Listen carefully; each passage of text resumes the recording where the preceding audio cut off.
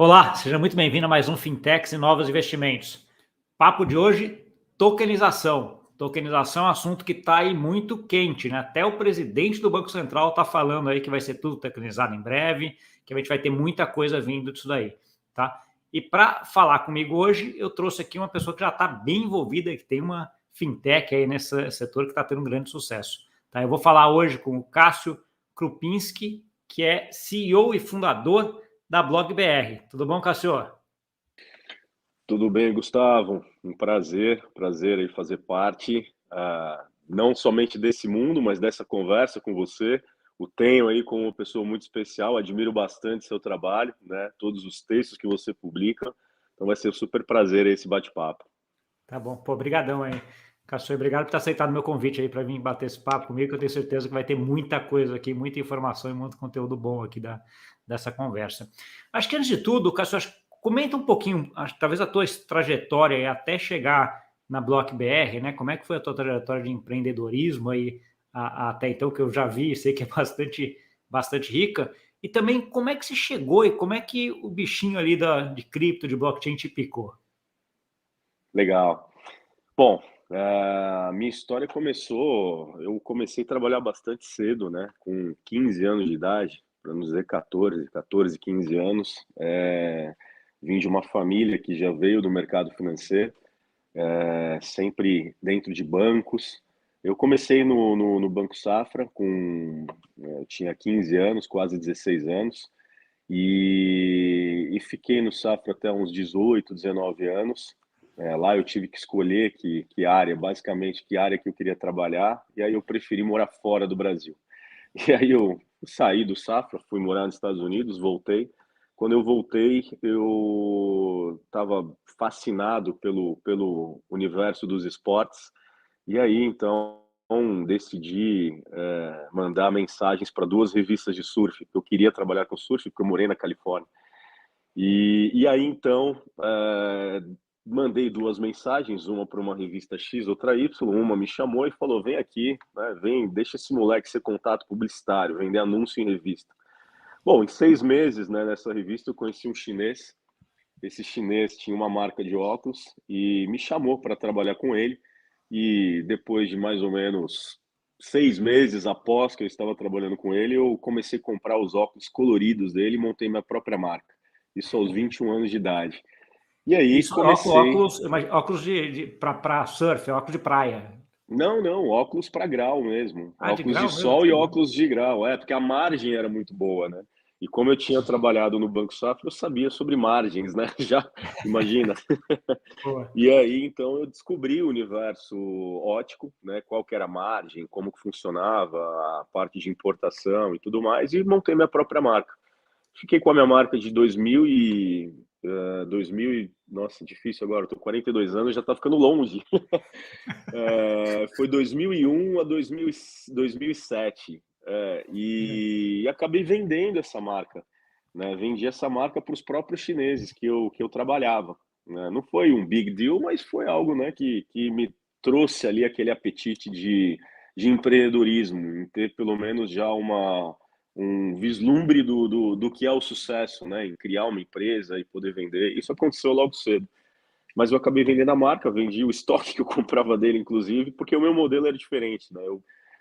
Basicamente eu tinha expositores e largava óculos coloridos em consignação em óticas. E as óticas não tinham grana para comprar óculos coloridos na época, porque um representante de uma Ray-Ban, por exemplo, colocava, você tem que gastar 30 mil reais no óculos preto, tal, tal, tal. Você tinha grade de produtos. E os coloridos, né? Não tinham grana. E aí entrava a Volvo Eyewear, que é era a minha marca na época. Enfim, eu tentei ir para shopping também, não consegui, não tinha grana para ir para shopping. E aí, então, em 2007, eu montei o primeiro crowdfunding. Aí eu fui pro digital. Montei a investdoornetwork.com, que era um site de angel investors para ajudar empreendedores como eu na época, né? Isso em final de 2007, 2006. Bom, de lá para cá, a Investdoor Network se transformou na Oxibis, e aí a Oxibis virou um portal, uma rede social de um marketplace de e-commerce. E dentro da Oxibis eu criei a Oxipag, que dentro dela eu criei uma moeda virtual chamada BIS. E essa moeda virtual representava o estoque parado dos lojistas. E foi lá que eu tive o primeiro contato com o Bitcoin. Isso foi em 2010 para 2011. Lá no comecinho. E lá no comecinho, nossa, wallet para você comprar um Bitcoin era mercado negro total, É, né? Era é. sério, era surreal. E aí então tive contato com Bitcoin, entendendo o que que era, nem chamava criptomoeda, era Bitcoin, ponto, né? Era outro logo, era outra história, enfim. E eu comprei Bitcoin em 2011, né? Eu comprei 7 Bitcoins, gastei, se não me engano, acho que foi US$ 28, US$ 29, algo assim. Enfim, e aí não vou me alongar muito a história de empreendedorismo, porque ela é bem longa e tem várias histórias engraçadas. Mas de 2010 até 2019 foram mais de 22 startups. Eu tive duas saídas, fiz duas saídas. E, poxa, já fiz agência de modelo online, já fiz aplicativo de lavador de carro, modelo Uber. E aí, eu digo assim, né? Eu já participei de várias entrevistas sobre empreendedorismo e sempre me perguntavam, né? Que conselho você dá para quem está começando? Né? Escalabilidade e você entender aonde está essa escalabilidade. Porque a maioria das startups que eu investi, que eu fiz, não eram tão escaláveis assim por conta de problemas culturais, né? Então, poxa, Lave-me, né, que era um aplicativo de lavador de carro. Maravilhoso. Você chamava pelo aplicativo, o cara vinha, lavava seu carro só por fora ou por dentro. Aí um belo dia, um lavador de carro pegou um carro blindado e deu na pilastra de uma garagem, ou seja, Ah, R$ 3.500 de prejuízo. E aí você não tem seguro para cobrir, ou seja, desestabiliza, né, com todo o modelo de negócio. Então, isso é um sim. exemplo que fica até em relação a o que fazer no empreendedorismo, o que tem escala, o que não tem. Bom, e aí então, 2019, eu recebi uma proposta para ficar fora, no final de 2019 para 2020, e essa proposta acabou se estendendo um pouquinho, eu ia ficar mais ou menos um ano em Singapura, e de repente veio a surpresa, né? Em março de 2020, pandemia. E o único lugar aberto no mundo era Dubai. E eu acabei, basicamente, morando um pouco em Dubai, um curto período em Dubai, durante a pandemia. E lá, durante a pandemia, por ser o único lugar no mundo aberto, todos os negócios pingavam por lá, né? E aí eu tive tempo também de olhar mais esse crypto universe, né? E entender mais sobre as criptomoedas. Eu já fiz até curso de trade e tudo mais, mas eu não, eu acredito que o bom investimento em qualquer tipo de ativo é longo prazo. Não acredito em day trade, swing trade, enfim, nada a curto prazo. E entendi basicamente o que tinha por trás de cada criptoativo também. Para minha surpresa, quando eu retornei para o Brasil, eu fui chamado por um amigo até e para ajudá-lo a tocar a Coin Payments aqui no Brasil, que é a líder de criptopagamentos. E aí eu toquei aqui como business marketing, né? Country business marketing. No início foi um trabalho de country manager junto com ele, até que, obviamente, eu já fui tocando a parte de marketing, que eu gosto bastante também. E ali eu tive mais contato com ativos digitais para entender de uma forma bem intensa mesmo o que tinha por trás de cada um, entendendo DApps, entendendo DEX, né? As centralizadas, descentralizadas, enfim, tudo mais. E aí acho que tem Bom, um ponto interessante também que eu vejo, que eu acho que você começou, que a hora que você vê a Coin Payments, ela fica muito no meio do caminho, né? Então, assim, ela é entre cripto e mercado financeiro tradicional, né? Então, assim, isso aí te traz uma bagagem dos dois lados, né? Porque, assim, o mercado financeiro tradicional e todos os pipes ali, todas as formas de conexão e como é que cripto estava unindo isso, né? Acho que é uma experiência que agrega bem aí. E eu imagino exato. que seja um fator importante até você chegar na Block BR depois, né? Exato, não, eu acho que eu, contando essa história, né, comecei lá no Safra e fiz a marca de óculos e as 22 startups, até o próprio BIS, que era a moeda virtual da Oxipag, ProxyBIS, Acho que na vida da gente tudo é um complemento, né? Tudo é um link, né, de aprendizado e uma criação de história. Nada é por acaso realmente, né? Então, eu acho que se a gente for fazer uma breve reconstrução, né, da nossa história, a gente não está aqui hoje por acaso, né? Então, tudo é uma construção que a gente nem imagina. E aí, Né, nem então, nesse assim, dia, só para complementar isso também, o Deco, que é meu sócio na Reset, sempre fala assim que mais importante do que a foto é a história para chegar naquela foto. Né? Então, nossa, assim, que a exato, foto não conta 10, 20% do que é mesmo. Né? Então, assim, o exato, trajeto e as lógicas que foram tomadas, as decisões que foram tomadas até chegar ali, são mais é. importantes até do que a foto. Né?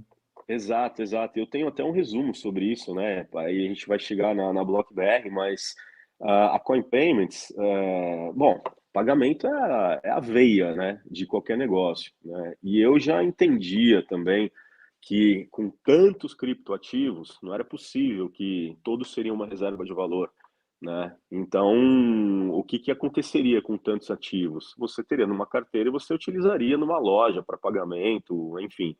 E pensando nisso, o aprendizado que eu tive há 12 anos atrás, com a própria Oxipag, Oxibis lá atrás, com a Coin Payments também, enfim, e entendendo para onde pode caminhar esse universo, bom, aí a gente entra em blockchain, né? E aí você começa a entender eficiência, a segurança, a desintermediação, né? A inovação que causa, o impacto que causa de inovação em todo mundo, e que 90% das pessoas ou mais nem imaginam ainda o potencial da blockchain, né? Em soluções para o próprio negócio.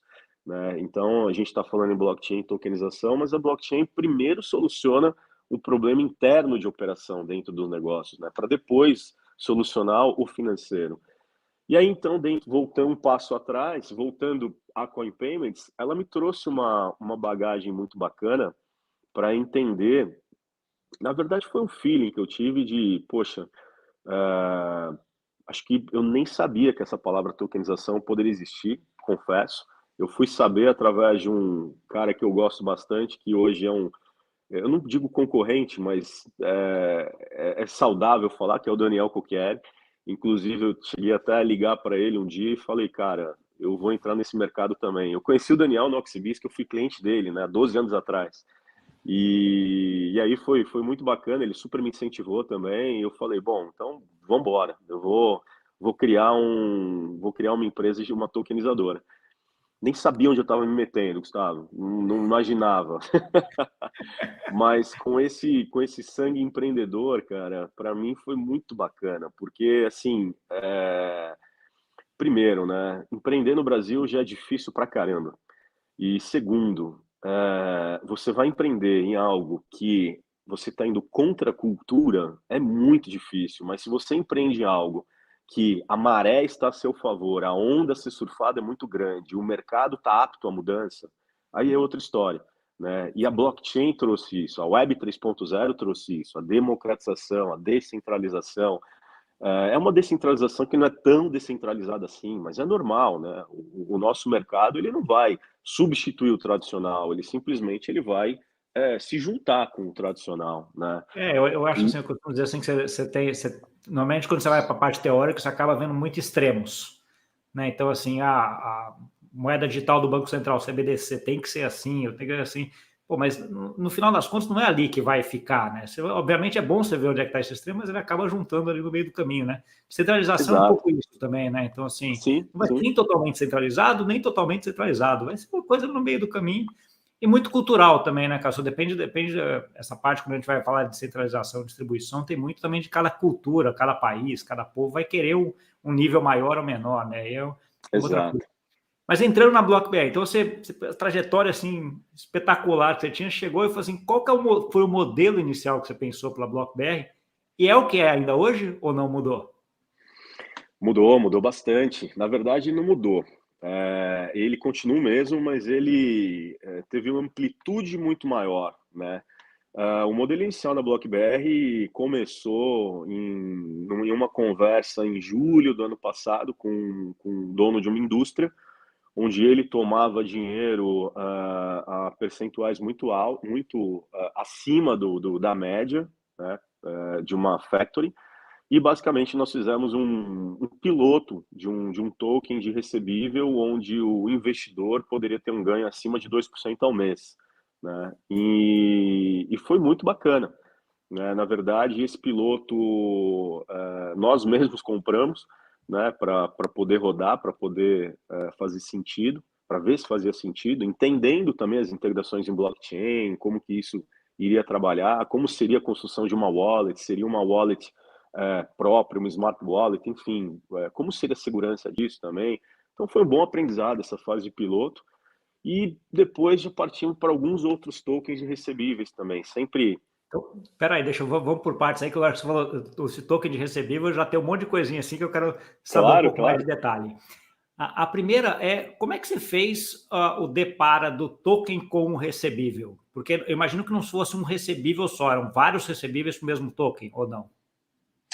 Não, na verdade, o token, ele é feito, é basicamente o seguinte, né? O investidor, ele compra o token vai para a wallet, esse dinheiro vai para uma conta escrow, da conta escrow para o dono do ativo devolve na escrow e é feito um Pix para a conta do dono para o investidor do token. É isso. Tá Sempre bom.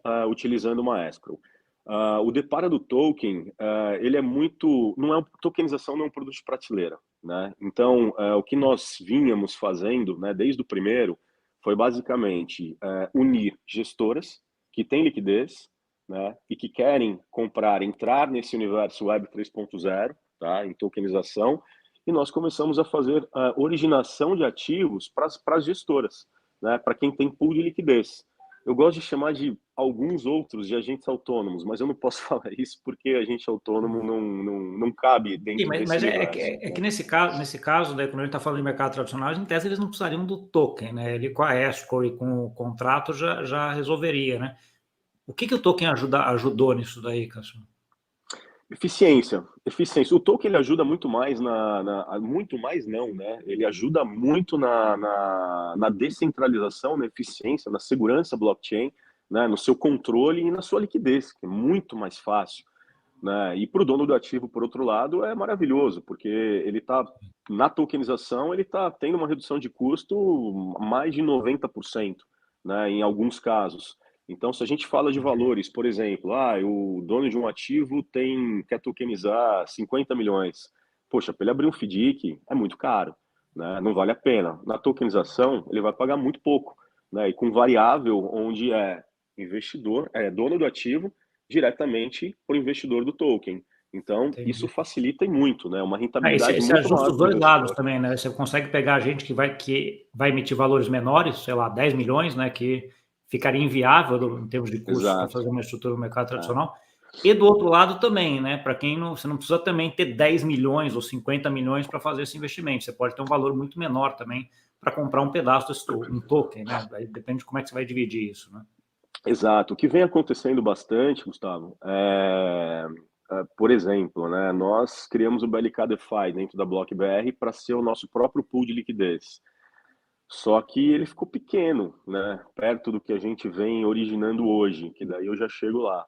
Mas as gestoras, nós criamos diferentes características de gestoras, né? A gestora tipo A, B, C, exemplo, que é muito similar a tipo de cotas, né? Que é aquela cota mezanino, subordinado, sênior, enfim. Mas isso, assim, só dando relevância fazendo analogia a cotistas de fundos, por exemplo, é mais em relação ao volume de liquidez que uma gestora provê para a BlockBR na liquidação do que a gente vem originando. Então, a gente tem gestora acima de 1 bi, tem outras acima de 500 mil, até 500 milhões e outras até 35 milhões. Essas até 35 milhões aparecem demais, demais dentro para a gente. Por quê? A gente sabe, né? Tem muito dinheiro no mercado, mas tem poucos bons ativos que pagam bem, né? E com garantia, com lastro. Então a gente vem sempre se preocupando demais com a garantia e lastro dos ativos que a gente origina. Mas o mercado financeiro no Brasil ele é um ovo, né? Todo mundo se conhece, enfim. Então é muito fácil você saber se aquela empresa é saudável, se não é. A gente não se arrisca a fazer aventuras, né? Então a gente sabe muito bem que tipo de cliente que a gente quer dentro da BlockBR hoje, justamente para criar essa cultura de mercado de tokenização e avançando step by step, né? Então Tá. esse é o passo. Deixa eu ver se eu entendi. Então, assim, a BlockBR, além de tokenizar o ativo, ela também faz a parte de a originação desse ativo e de clientes para comprá-lo também, como marketplace? Sim, sim. A BlockBerry ela está dividida em algumas características, né? Eu estava até contando, acabei me perdendo um pouquinho como que a gente começou e se mudou, né? Foi sua pergunta anterior. Nós começamos com recebíveis e aí imediatamente, mais ou menos novembro do ano passado, eu tive um insight pela veia empreendedora. O meu insight, na verdade, foi, poxa, eu vou criar os tokens superestruturados. Por quê? Um token de recebível, ele ainda não vai para o mercado secundário, porque não pode, né? Regulação. Uma hora vai poder, não tenho dúvida disso. Mas, enquanto os tokens de recebíveis não podem ir para o mercado secundário, os tokens superestruturados podem. E aí eu criei na BlockBR duas verticais. Tokens estruturados, que são recebíveis, ou seja, que são tokens que têm vida útil definida e um fixado, né? E tokens Aham. superestruturados que representam, às vezes, um utility token, um DeFi, um payment token, uma NFT. E nós Felipe, criamos, só para entender, o que você chama de claro, token superestruturado, Cassiano? são tokens que são soluções através de blockchain em tokenização. Então, por exemplo, nós criamos dentro da BlockBR a T-Properties, que é para real estate, né? Na T-Properties, nós montamos um DeFi. Esse DeFi tem lá dinheiro.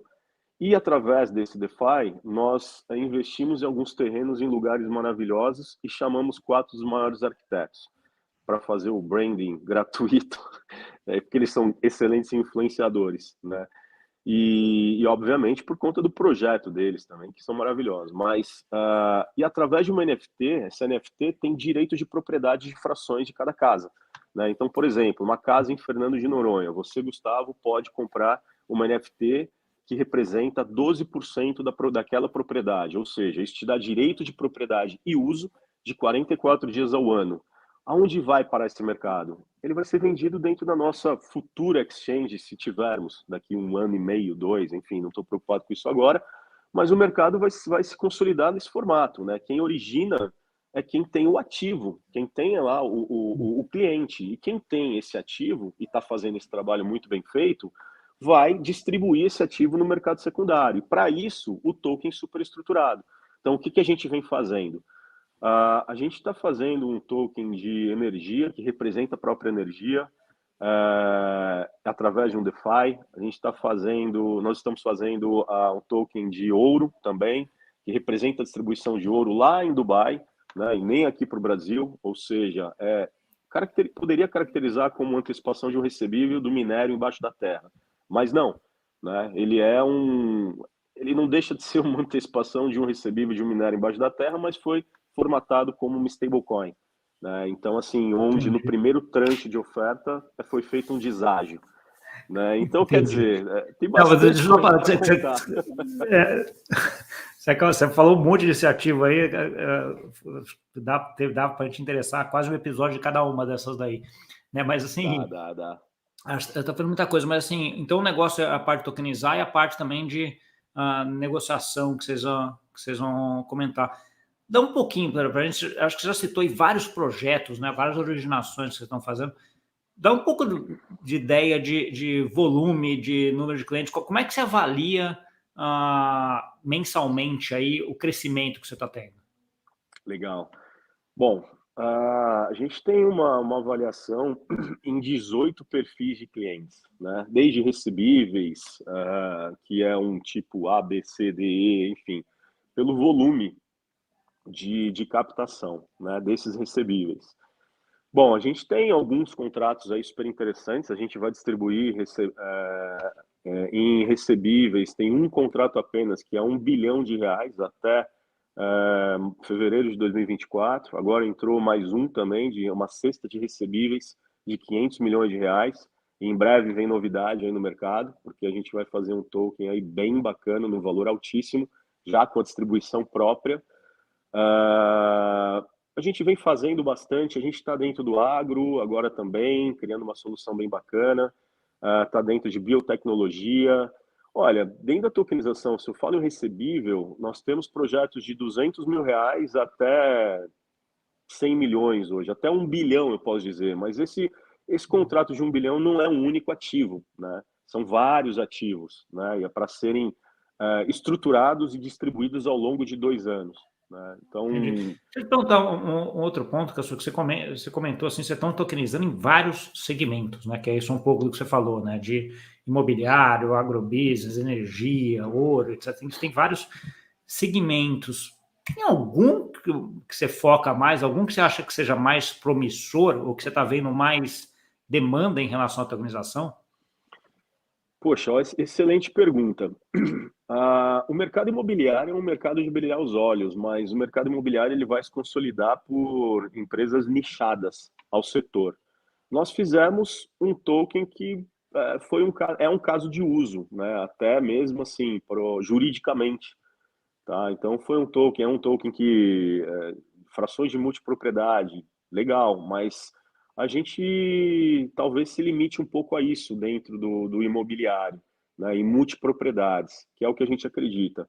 Então, e aí outras empresas vão nadar, obviamente, de braçada, como várias delas, e por ser o maior setor no mundo, né?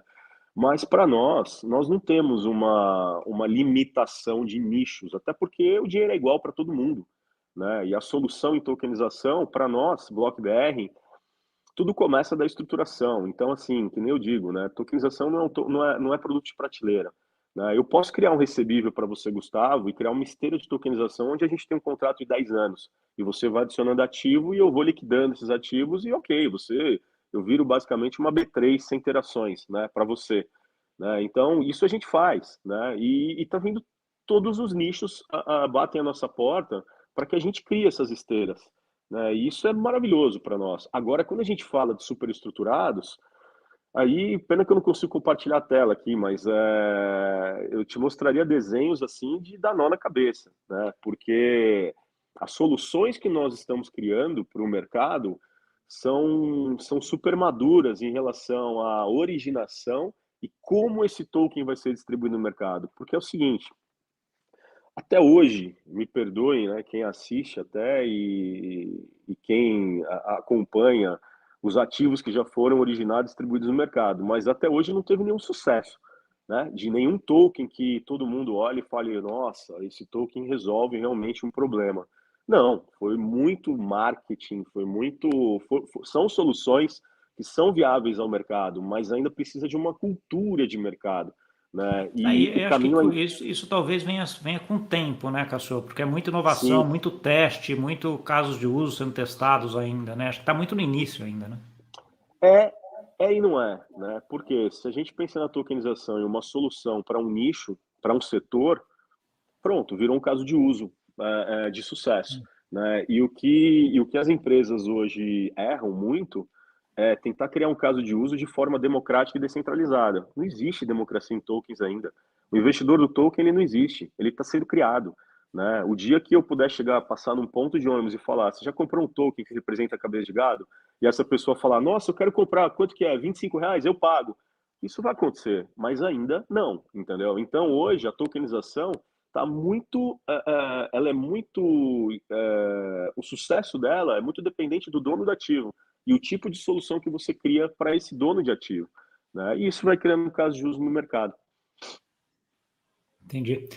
Cássio, quando a gente está olhando a BlockBR, normalmente você já tem alguns números que você acompanha aí, né? Número de usuários, número de clientes, número de transações, etc. Qual que é o número mais importante e dá para a gente alguma magnitude de tamanho, qual o tamanho da BlockBR hoje? Legal. Inclusive, isso vai ficar gravado e vai ser maravilhoso poder ver essa conversa daqui 2 anos, né? Porque a Até gente para está no ver o momento, crescimento que você teve, né? até para ver o crescimento que eu tive, exato. A gente está num momento muito especial. Nós íamos para uma Série A agora, mas não tem tanta necessidade, então eu dei uma seguradinha. Justamente em um ano onde se falou muito em unicórnios, né, que é uma palavra que eu particularmente eu não gosto, mas talvez é porque eu nunca tenha feito um, né? Se eu tivesse feito também eu teria gostado. Daqui a pouco chega. Mas daqui a pouco chega, não estou preocupado com isso. Mas em relação a números do BlockBR, hoje a gente tem, a gente faz uma escolha, né, muito certeira no tipo de cliente. Por quê? Os nossos contratos são contratos perpétuos, né? Eu digo perpétuos porque é um contrato que não tem fim, né? Ele tem fim, obviamente, mas é um contrato que a gente cria esteiras de tokenização e traz soluções para esses clientes. Hoje, na BlockBR, a gente tem, em relação a números, deixa eu ver o que eu posso falar, né? Mas a gente tem diferentes clientes, que nem eu comentei, que querem tokenizar de 200 mil a 1 bilhão, né? São clientes que são financeiras, ex-factory, empresas de crédito, indústrias, empresas de energia, agro, em todos os setores de agro, biotecnologia, real estate, vem muita coisa também. Bom, hoje, dentro da BlockBR, nós poderíamos ter um time de 50, 60 pessoas em relação ao nosso maravilhoso time até.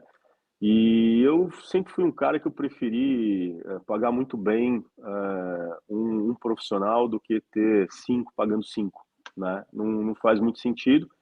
E dentro da BlockBR a gente basicamente é uma escola, né? Porque a gente está criando um novo mercado, né? A tokenização não é algo que existe, né? Ontem eu tive uma reunião também muito bacana e o rapaz me perguntou qual que é o seu benchmarking. E eu te falei, meu benchmark é meu cliente, né? Porque se a gente tá conseguindo entregar, esse é o benchmarking, porque não existe, não tem, né? Tem recebível, né? Mas no restante não. Mas em relação a números, a gente está num valuation muito bacana, já está chegando aí, passou um pouquinho de 100 milhões, tá? Block BR. Eu não posso falar muito porque a gente está no M&A, Não, tá. então Deixa eu te não perguntar até uma outra consigo. coisa, que você falou que estava indo com uma Sirius A aí e parou um pouquinho e tal. Durante esse último trimestre aí, muitos falou sobre o inverno aí em relação à captação para a parte de cripto, até por conta da queda de preço, né? Então, assim, aí uma das preocupações que sempre vem é aquela, pô, e aí, quem tá capitalizado o suficiente para sobreviver, né, esse próximo inverno, sei lá, se é que ele vai chegar ou está chegando, alguma coisa assim. Como é que você vê isso dentro da Block BR? Vocês estão capitalizados? Já tem ali o dinheiro suficiente para os próximos, sei lá, 6 meses, 1, 2, 3 anos? Como é que está isso hoje, Cazu? Sim, a BlockBR tá com caixa muito saudável.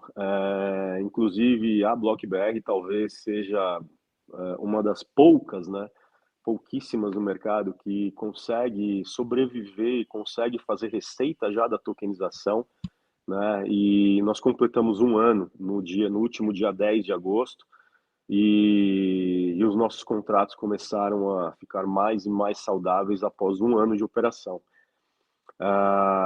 Olha, inverno cripto, ele não afeta basicamente nada dentro do nosso universo. Pelo contrário, ele só ajuda, né? É o que eu falo, a tokenização veio para ficar, né? Não é mais um achismo. Ah, será?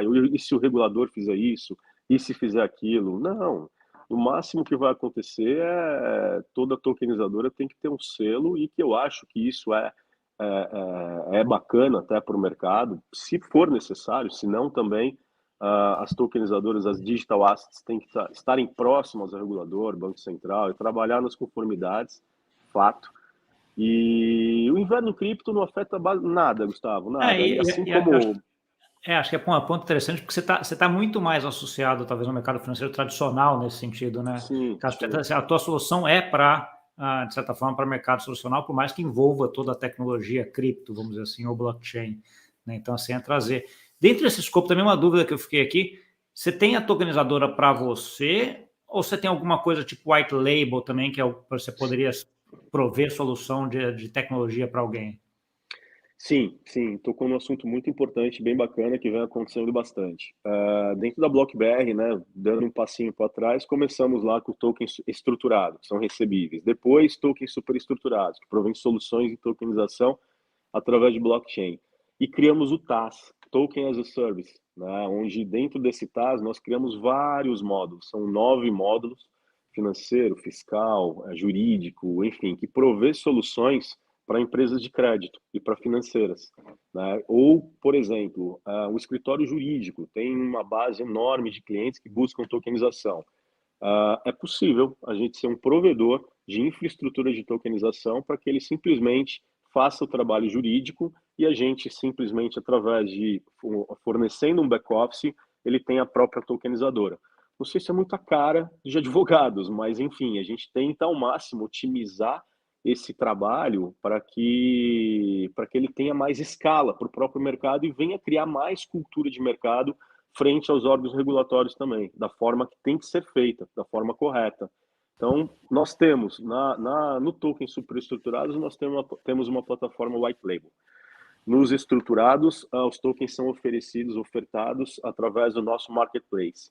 E no TAS é fornecido um back-office, inclusive para gestoras, que são originadoras e têm distribuição, ou que querem originação da BlockBR e têm distribuição, têm liquidez para prover aos tokens originados por nós. E nós fornecemos também esse back-office para que esse cliente, né, ele se torne um BlockBR Manager, digamos assim, né?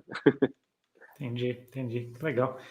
Uma outra coisa que sempre passou, e sempre que a gente está falando de tokenização, passa sobre o assunto de regulação, né? Acho que você já deu aí alguns insights, já comentou um pouquinho do que você acha de regulação. Eu queria que você entrasse um pouquinho mais a fundo em relação a isso. Como é que você está vendo a regulação brasileira em relação à tokenização?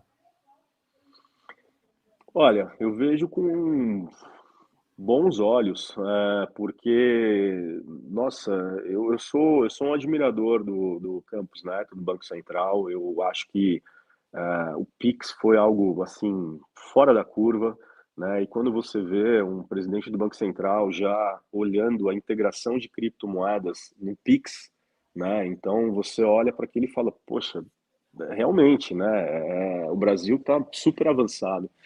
E aí também com a entrada de um novo diretor da CVM, que eu não conheço pessoalmente, mas eu tenho excelentes referências sobre ele, inclusive no nosso jurídico, e que é uma pessoa realmente fora da curva, que tem a cabeça bem aberta para esse setor, para esse universo. São de pessoas assim que a gente precisa, né? Não só a BlockBR, mas o país precisa disso, né? Acho que o Brasil sempre foi lá um dos últimos colocados no copy and paste, né? O que os Estados Unidos está fazendo? Copia e cola, né? E eu acho que pela primeira vez na história, aos meus 42 anos, eu estou vivendo algo que realmente é possível a gente criar uma nova história, sem ser um copy and paste, né? E os órgãos regulatórios permitem isso, porque tem a personalidade própria, né? Por mais que o órgão regulatório aqui do Brasil seja um pouco parecido com a SEC, né, a CVM com a SEC, tem suas particularidades. E essas particularidades que tornam mais possível e mais viável negócios como a BlockBR estarem na vanguarda da tokenização, por exemplo, criando novas soluções, né? Então, eu vejo com excelentes olhos, né? E vejo com excelentes olhos, aproveitando também o CBDC, que é o Real Digital, que possivelmente chega em 2024 e que vai solucionar grande parte aí da dor de cabeça, né? Em relação à taxação de impostos, enfim, tudo mais, que pode ser que controle um pouco mais aí as conexões diretas e indiretas de transações financeiras através de ativos digitais. Tá bom. Show de bola, Cássio. Acho que endereçamos aqui em grande parte dos pontos aqui que eu tinha. A gente já até extrapolou um pouco o tempo aqui. Eu queria te agradecer por ter vindo bater esse papo comigo e deixar espaço aí para uma mensagem final e para que você também coloque onde que o pessoal que quer continuar essa conversa contigo te encontra. Bacana. Obrigado, Gustavo. Obrigado pela oportunidade. Muito bacana esse papo. Acho que papos como esse só vêm agregar aí ao nosso universo e trazendo aí mais solidez, né, para que as pessoas entendam cada vez não só o que a BlockBR faz, mas qual que é o futuro da tokenização, né? O que pode acontecer com todo esse universo, essa novidade. Bom, para falar comigo, fique super à vontade. Eu sou super acessível no LinkedIn, tá? O meu LinkedIn é final Cássio Krupinski, através do site blockbr.com.br. Aproveita para seguirmos também no Instagram, que é a BlockBR, e nós temos um canal no Telegram, que semanalmente nós postamos ali algumas informações que são super relevantes no mercado. Foi um prazer. Obrigado. Tá bom, depois você me passa, eu anotei alguns aqui, mas você me passa depois esses links todos que eu coloco aqui também na descrição aqui para quem Passo. não conseguiu pegar aí durante você estava falando. Tá bom? Obrigadão, Combinado. Castro. E parabéns pela iniciativa aí, que seja mais uma das suas iniciativas aí de muito sucesso dentro desse mundo de empreendedorismo que você está galgando aí. Sem dúvida alguma, Gustavo. Não, essa eu assim, até fechando agora, né, o lado como empreendedor, foram várias startups e tal, e me caracterizaram como serial entrepreneur, né? E na verdade eu não quis ser empreendedor serial, eu fui por necessidade. E hoje eu tô tranquilo, não quero ser serial entrepreneur. Tá bom do jeito que tá. Tá bom? Vamos fazer a Block BR, ficar gigante e pronto, né? Exato. Tá bom. Obrigadão, Castro. Obrigado, Gustavo.